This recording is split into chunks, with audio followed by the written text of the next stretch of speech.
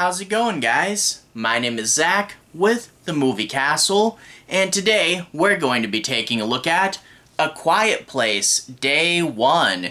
This originally came out June 28th, 2024. It was directed by Michael Sarnoski and stars Lupita Nyong'o, Joseph Quinn, and Alex Wolff. This is the third Quiet Place film to be released and acts as both a spin-off and a prequel to the other two movies. And I will say, I was super glad when I actually saw this, that this actually is quite on the level of those other two movies, those other two being super good. This one is pretty good as well. I was a little worried going into it. I mean, when I first heard the news, it's like, John Krasinski's not directing, we're not really following the characters from those past two movies, and also they already kind of did a day one thing in Quiet Place 2. I was a little worried that this might be a sort of unnecessary, spin-off movie, but that's not really the case. They don't focus on tying everything back to the main movie or setting up a bigger cinematic universe.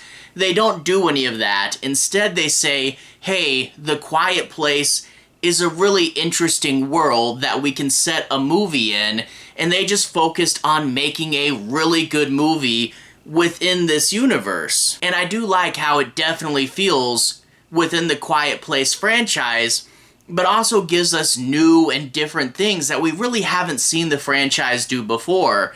I mean, the big city setting, New York is an interesting place with big buildings and small places, and they do some really interesting stuff with the city, but also getting a full, more in-depth look at day one, getting to see the world of A Quiet Place with much more people running around before we get to those smaller, quieter years where the John Krasinski movies are set in. So it's an interesting, different place to put your story, and we can really get a lot out of that.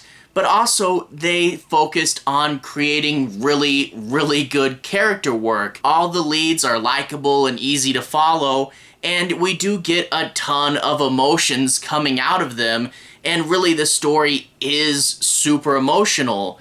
Our main character actually is on a trip from a hospice. She's currently dying of cancer, so she is kind of hopeless. And then when we see the world around her start to end, sort of acting as a metaphor for her death. But what I also really like is, you get the ideas of like hopelessness and depression, but the movie doesn't dwell in that world. It's not about being hopeless, but it doesn't deny that.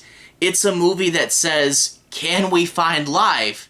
And can we find happiness despite the fact that we know the world is ending and death is imminent? Can we find life in death?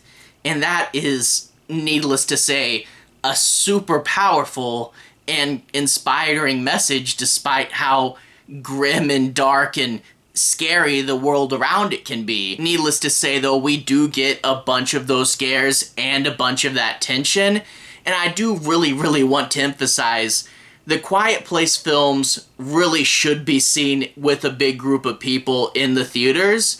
When you go into the theater, the feeling that everyone around you is being quiet, and then like someone will cough or a phone will beep or something, and even though it's totally silly, in the back of your head you're like, shut up, the monsters will get you. As with the past two films, it's a really great theatrical experience, and if you guys at all get the chance, definitely go watch this on the big screen. It definitely, despite being a spin-off, is on the level of the other two, and I really, really do recommend this movie. But anyway though, I do want to dig in a little deeper and talk about a few plot points. I don't want to do any major spoilers, but I do want to break down and analyze a few things.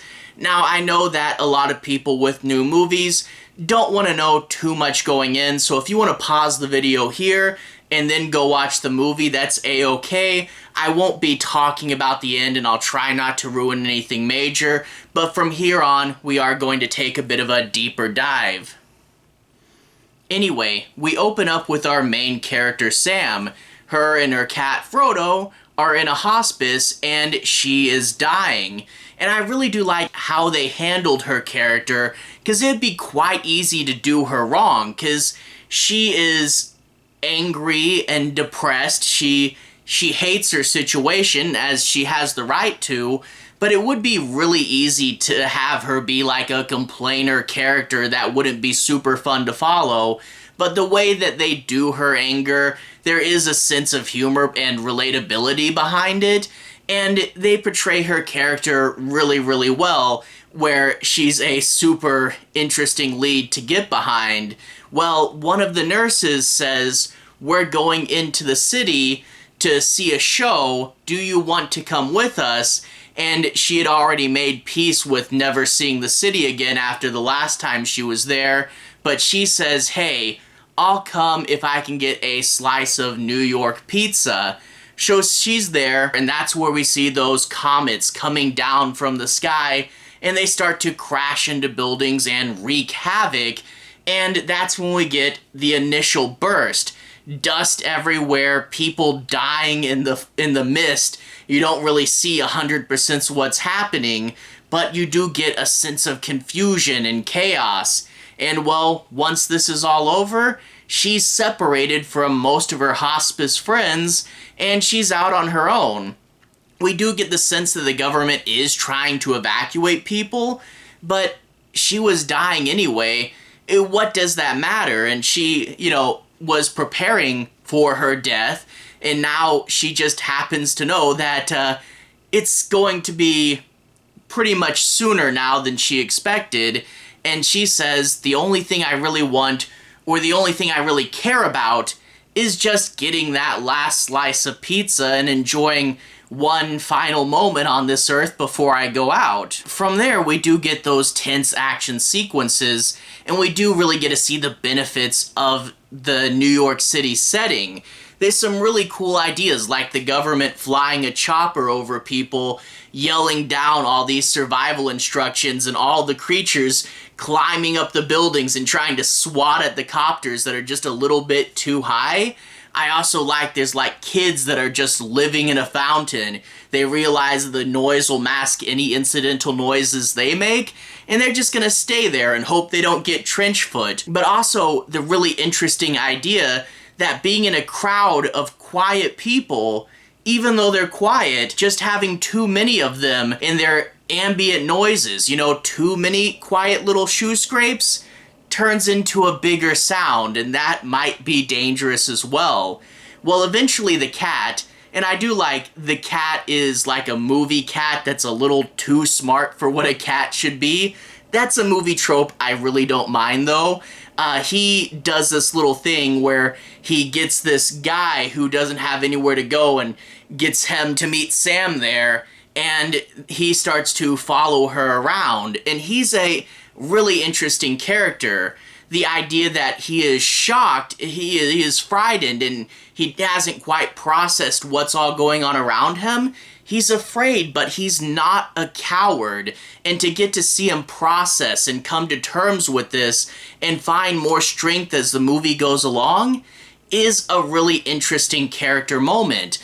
But he's a legitimately good guy, but he's English, and all his family is over in England. The world's ending, good luck trying to cross an ocean, so he's sort of in that I have nowhere to go place as well, and hey, you're getting pizza? Might as well join you. And I do like that, the idea that there's an element of randomness and futility here, but finding a purpose within that, and these two characters that never met each other before are going to go on this journey together just because that's what happens. And to get to see the emotional core, because you really do get to know and care about both of them and the cat, and to get to see them all go on this journey, to play it right, just focusing on character automatically amps up the tension so much, because if there were just a bunch of red shirts, who cares if they die? But they're our friends, they're people we know, and they're placed in a really tight situation. The movie plays out to good climaxes in both the action and the emotional sequences, And overall, I was really invested, and it's one of those movies that I'm like, you know, when it's over, I'm like, ah, man, that was really cool. I wish it had another half hour in it. And yeah, I think this is definitely worth seeing. It is a spin-off film, but it's as good as the others, and it doesn't get caught up in stupid Hollywood, you know, franchise building, and it just focuses on making a really good story. And as I said earlier, definitely check out the Quiet Place movies, why they're in theaters, because that experience, the theatrical experience, is a super fun part of these movies. Anyway though, to everyone who's watched so far, thank you for watching. To everyone who's liked and subscribed, thank you. You really are helping the channel out. I'll leave a relevant playlist on the bottom. This should be my 2024 movies playlist. If you want to see me talk about other new releases, you can see those there. Anyway, have a good day. I'll see you guys again very, very soon. Relevant playlist on the bottom. Have a good day now.